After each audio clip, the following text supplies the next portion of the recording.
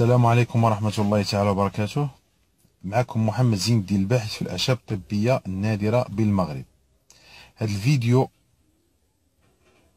أمانة في رقبتك أنك تنشره لوجه الله باش الناس يستافدوا منه، واللي جرب هذه الوصفة إن شاء الله الرحمن الرحيم غادي يرحم لا عليا أنا اللي عطيت هذه الوصفة ولا عليك أنت اللي نشرتي هذا الفيديو هذا.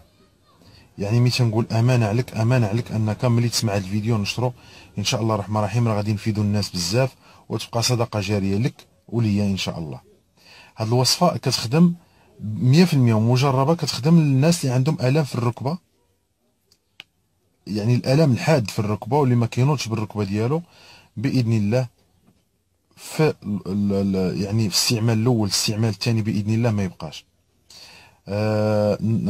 اريد التدقيق في هذه الوصفه هذه وطريقه الاستعمال والكميه اللي انا غادي نقول.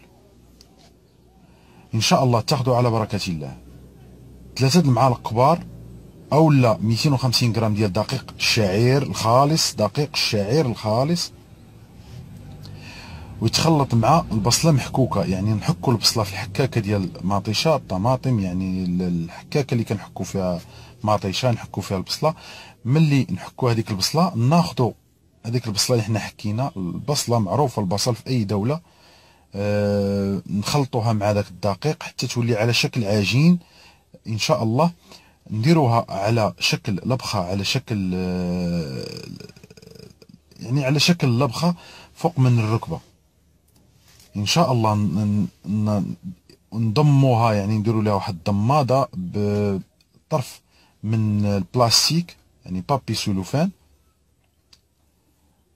ونخليوها مده ديال 3 سوايع. حذاري انك تفوت 3 سوايع كما كنقول، عندك تفوت 3 سوايع، تخليها 3 سوايع، من بعد 3 سوايع تحيدها مره في الاسبوع.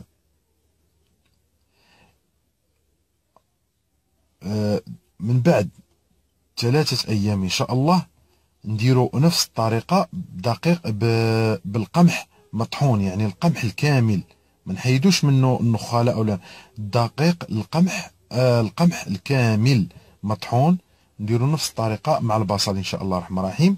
من بعد 3 ايام الاسبوع المقبل نعاودو نفس الطريقه بالشعير ان شاء الله، حصتين باذن الله او 3 حصص ان شاء الله تكون النتيجة 100% بإذن الله.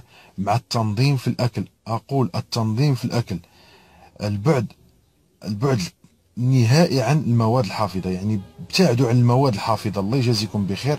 واللي عنده ألم في الركبة يبعد، يحاول أنه يتفادى اللحوم الحمراء.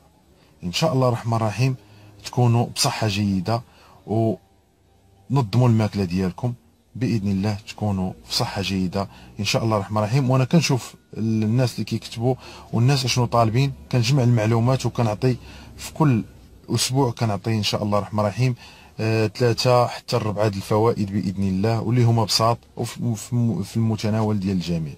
نطلب من الله سبحانه وتعالى الشفاء للجميع، والله يوفق اللي كيجري في الخير ان شاء الله، وجمعه مباركه باذن الله.